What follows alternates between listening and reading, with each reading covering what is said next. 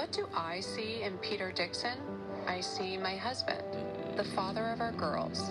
I see a public servant, a man who served under Secretary Clinton in the State Department, where he took on the epidemic of violence against women in the Congo.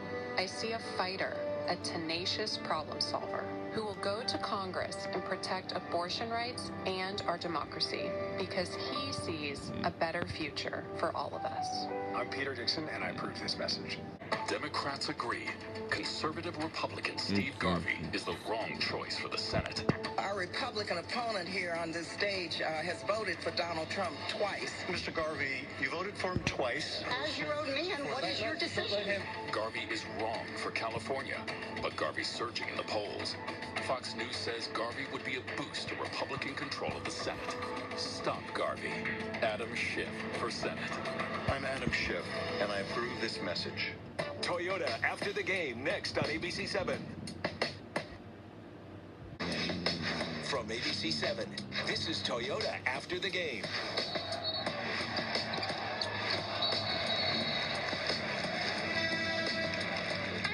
Hello and welcome to Toyota After the Game. I'm Larry Beal, along with ex-Warrior big man Donald Foyle, the coach Kerry Keating, zooming in from Casa de Keating.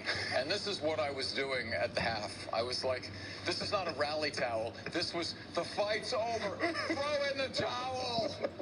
And Donald was doing the Jerry Tarkanian, just gnawing away after the Warriors just get destroyed. Now, there's two ways you can look at this. You can look at this pessimistically, which is my specialty, okay? and note just the misery that ensued after it was 21-21 and the Celtics went, I think it was like a 1,000-3 run.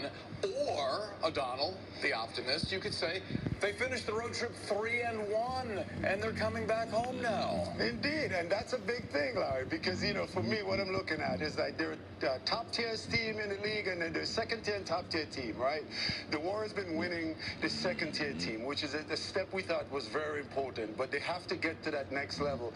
And this is a measuring stick telling them you're not there yet. Yeah, you have a ways to go to the next level. So, but it's a good opportunity for them to take a measurement of where they are and figure out how to get to the next level.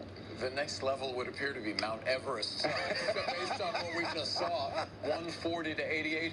Coach, you told me in the break before we came on, you've never lost a game by 52 points. Well, Larry, you know, they instituted the in-season tournament this year, and we failed to realize they also instituted a summer league game in March that we were just witness to in the fourth quarter. I didn't know they were bumping up summer league games to play in the Boston Garden. I can't recall ever losing by 50. I know it was pretty close in some of those Gonzaga games, but I'm not quite sure I ever got 50-pieced. Road or home. Nevertheless, the best part about this game is that it's over. The guys got a lot of rest.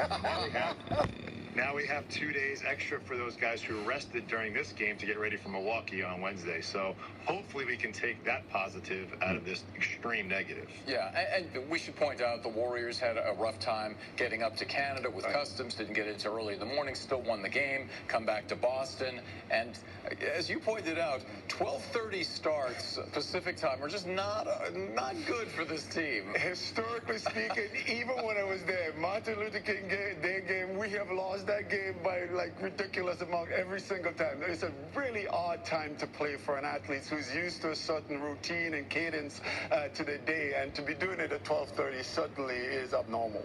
My body clock is completely off, and I attribute that to the problems today. Let's get to our Toyota.